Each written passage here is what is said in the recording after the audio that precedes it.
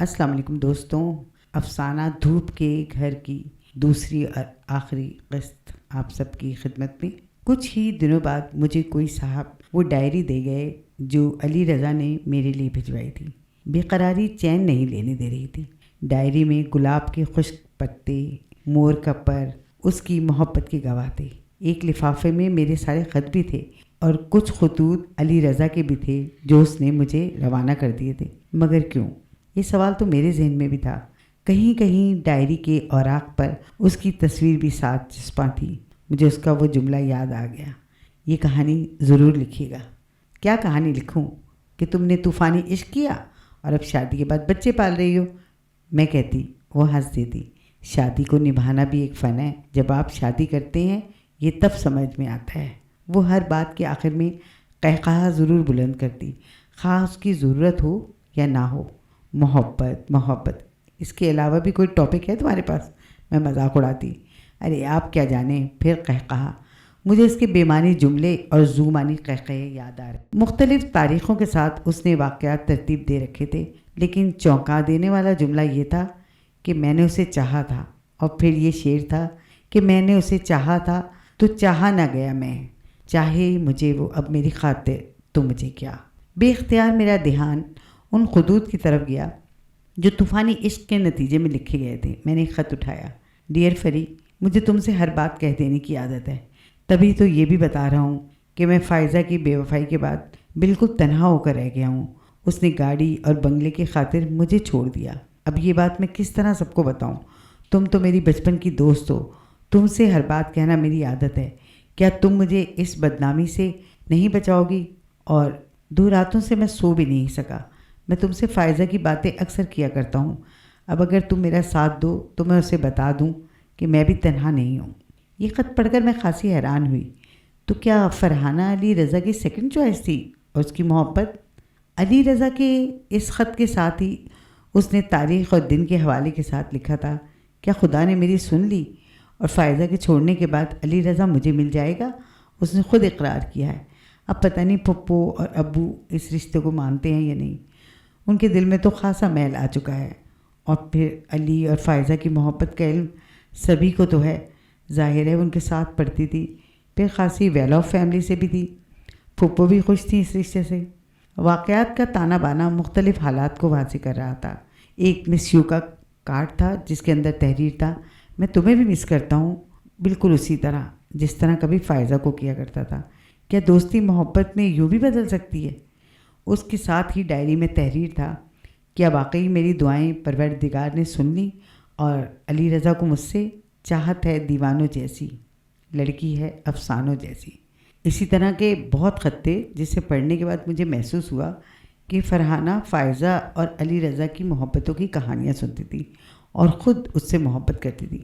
پھر کیونکہ وہ اسے پسند کرتی تھی لہٰذا فائزہ کی بے وفائی کے بعد وہ فرحانہ کے عشق میں بھی اسی طرح مبتلا ہوئے اور انجام شادی بخیر ہو گیا۔ اور بس میں نے صفحات جلدی جلدی پلٹے تاکہ اس کی موت کے بارے میں کچھ جان سکوں۔ ایسی دوست کے بچھڑ جانے کا دکھ میرے لیے بے حد اذیت لیے ہوئے تھا۔ میں وہ راز جاننا چاہتی تھی جو یقیناً اسی ڈائری کے کسی صفحے میں چھپا تھا۔ وہ مجھ سے حال دل شعروں کی زبان میں بیان کرتی تھی، اور موت سے 1 ماہ پہلے اس نے یہ نظم لکھی اور یہ نظم میرے پاس بھی آئی تھی۔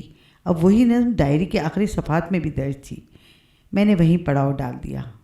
جو تم نے ٹھان ہی لی ہے ہمارے دل سے نکلو گے تو اتنا جان لو پیارے، وفا کی سیڑھیوں پر ہر قدم پھیلا ہوا ہے، یہ آرزوؤں کا لہو ضائع نہ جائے گا، سمندر سامنے ہوگا اگر ساحل سے نکلو گے، ستارے جن کی آنکھوں نے ہمیں ایک ساتھ دیکھا تھا گواہی دینے آئیں گے، پرانے کاغذوں کی بالکونی سے بہت سے لفظ جھانکیں گے، تمہیں واپس بلائیں گے، کئی وعدے فسادی قرض خواہوں کی طرح رستے میں روکیں گے، تمہیں دامن سے پکڑیں گے، تمہاری جان کھائیں گے، چھپا کر کس طرح چہرہ بھری محفل سے نکلو گے، ذرا پھر سوچ لو جانا، نکل تو جاؤ گے شاید مگر مشکل سے نکلو گے۔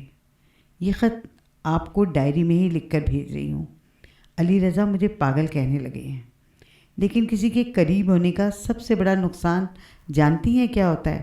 کہ آپ وہ سب کچھ بھی جان لیتے ہیں جو وہ نہیں کہہ سکتا لیکن کہنا چاہتا ہے۔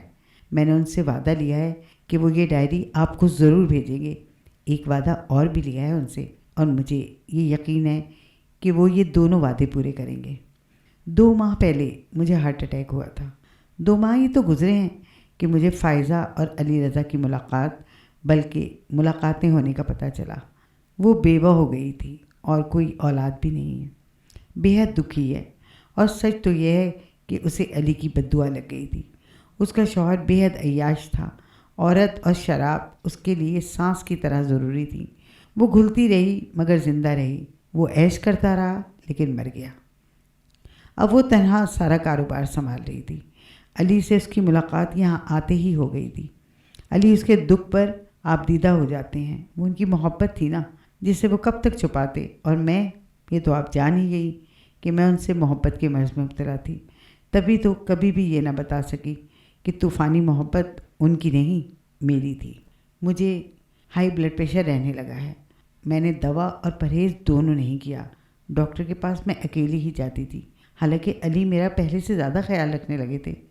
خیال تو لوگ اینٹ مٹی سے بنے ہوئے گھروں کا بھی رکھتے ہیں، لیکن وقت ان میں بھی کبھی دیمک لگا دیتا ہے تو کبھی دراڑیں پڑ جاتی ہیں۔ مجھے معلوم تھا کہ وہ روز فائزہ سے ملتے ہیں۔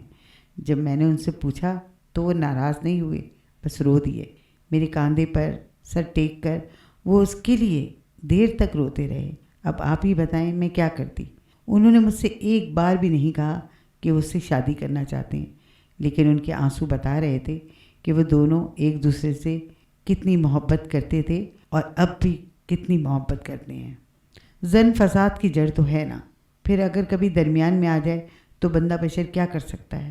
مجھے تم سے بھی بے حد محبت ہے پری، وہ روتے ہوئے بار بار کہہ رہے تھے، لیکن بھی آپ سامنے ہوتی تو میرا قہقہا سن کر کہتی، اس وقت تمہیں ہنسنے کی قطعی ضرورت نہیں۔ میں مرنا نہیں چاہتی تھی صرف بچوں کی خاطر، اور جینا نہیں چاہتی صرف علی رضا کے لیے۔ لکھیں گی نا میری طوفانی محبت کی کہانی، اس میں کوئی بھی لفظ جھوٹا نہیں ہے، اور میں نے کہانی لکھتے ہوئے بار بار اپنی آنکھوں کو صاف کیا، کیونکہ مجھے اس قندیل آنکھوں والی فرحانہ کا لکھا ہوا ڈائری کا یہ شعر وہ بھی تو بار بار یاد آ رہا ہے۔ وفا خلوص محبت سراب خوابوں کے، وفا خلوص محبت سراب خوابوں کے، ہمارے نام یہ سارے عذاب رکھ دینا، ہمارے نام یہ سارے عذاب رکھ دینا۔ اسی تحریر کے ساتھ اجازت، مجھے آپ کی رائے کا ہمیشہ کی طرح انتظار رہے گا۔ اپنی میزبان غزالہ رشید کو اجازت دیجیے۔ اللہ نگہبان۔